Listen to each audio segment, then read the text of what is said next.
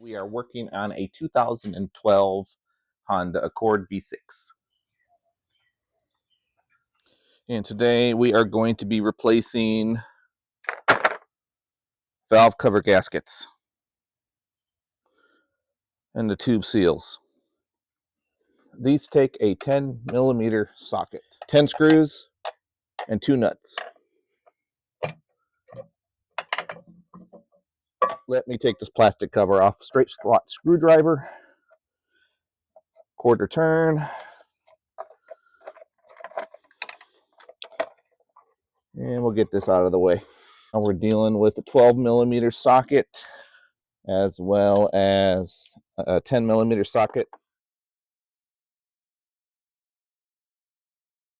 Ahead and removed all of those bolts and nuts, and it's loose. So now I'm going to disconnect some of this stuff, a couple of the hoses. I'll be able to access the rear valve cover and the front valve cover. And we'll take off this hose first.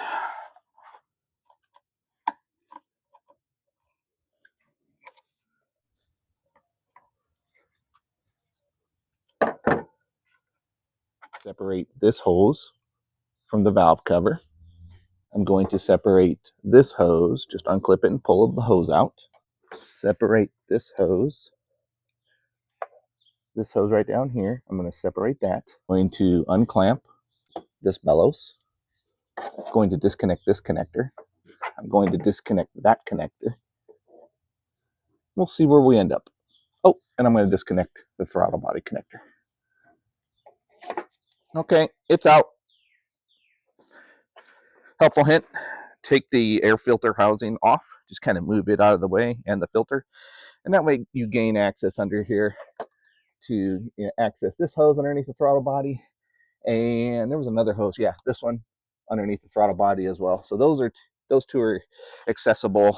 And once you get all these coolant lines, vacuum lines, breather lines all disconnected, the air intake lifts straight up out of there. And of course, electrical connectors.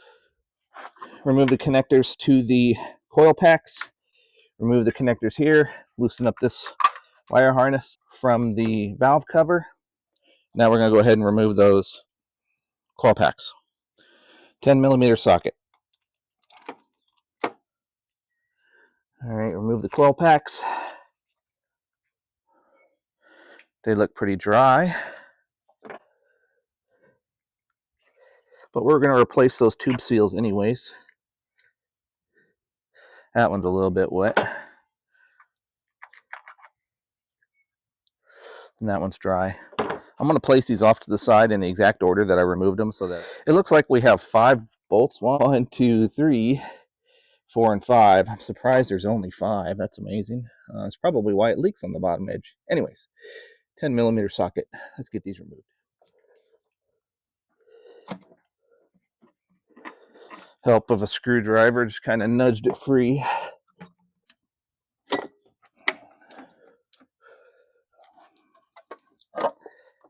This harness is a bit of a bear, but oh, it was just caught.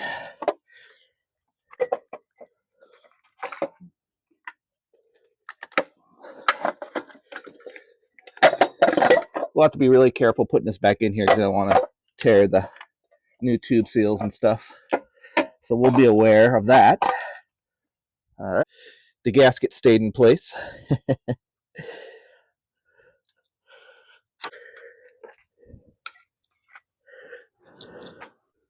going to wipe it down.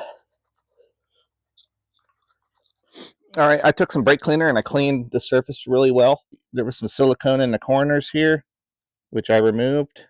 I will put dabs of silicone there when I return this valve cover back to its position. I cleaned the valve cover itself as best as I could. I'm not taking it to a showroom or anything.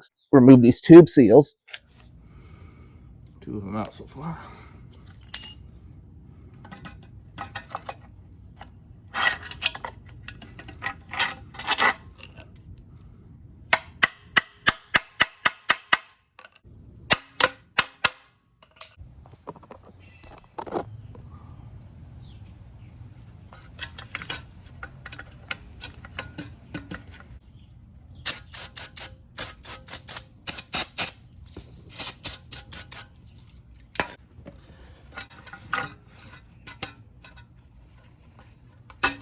We got some new tube seals here. Make sure you put them in like this.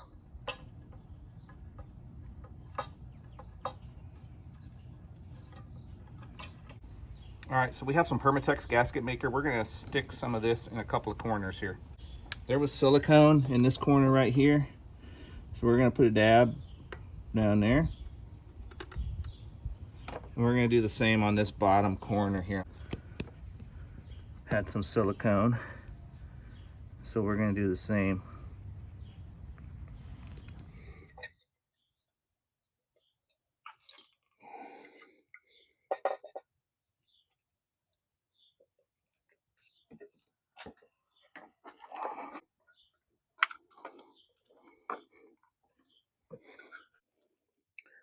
New bolt seals came with the kit. These little seals on the end of these bolts are a little bit tricky to get off. So what I've been doing is I've been taking this little cap and separating it from the seal with a little screwdriver.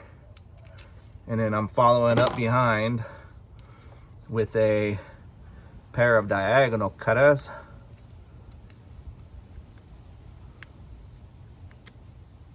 And I'm just cutting the rubber seal. And then you just pop the rubber seal out, pull the cap off, and now you're ready to put the new seals on. And so with the new seal, and it's got a little lip on here, a little bit tricky, so believe it or not, it actually fits down in there, and I just grab my fingers like this, and I just squeeze it.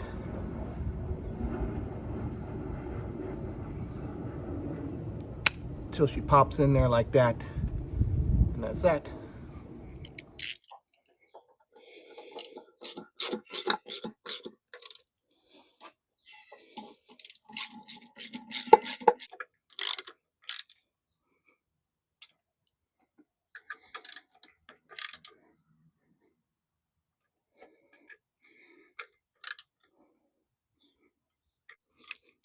All right.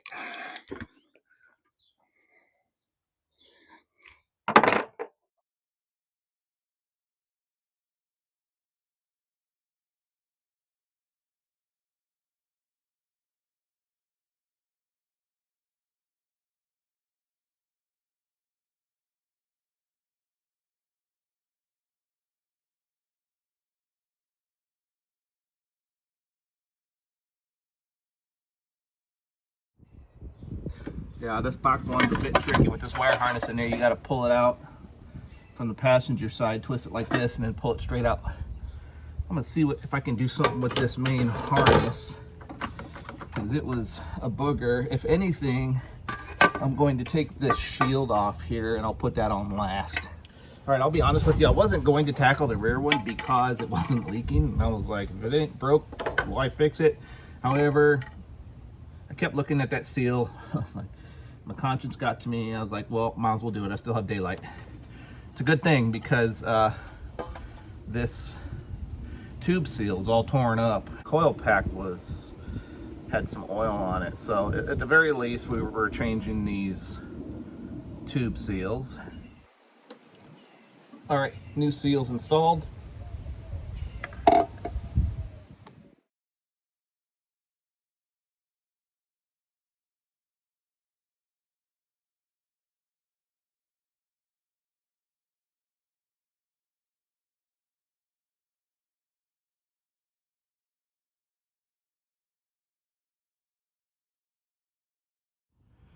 Okay, so rear valve cover's back on. Before, make sure you get all these connectors connected. Let me go ahead and do that and I'll catch up with you here in a second. All right, so make sure you have all of your connectors connected that you had disconnected. Got your coil packs back there that are all connected. Connections here. I've got all the connections in the front here. Now we're ready to put our intake back on. So let's remove our paper towels.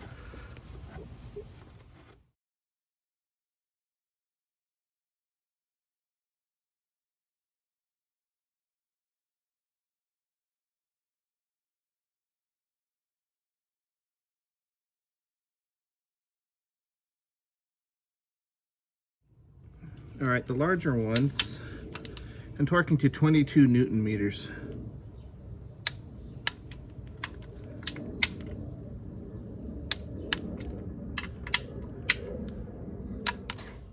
And the smaller ones, 12 Newton meters.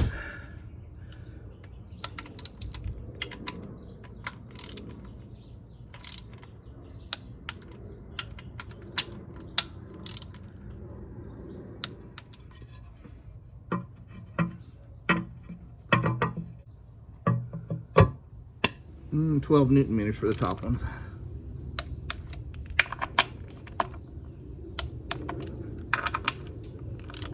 So this job was quoted at the dealership at $1,700. Kind of steep. Dealerships have a fairly high overhead, so kind of makes sense. I think if I look online, I think it's right around $800-900 for this job, which seems about fair. If you have a couple hours to spare, you too can change this in your driveway at the cost of the gaskets themselves. If this video was helpful for you, please click that like button. And if you find the content on my channel helpful, please hit that subscribe button. I'll catch you on my next video. You take care.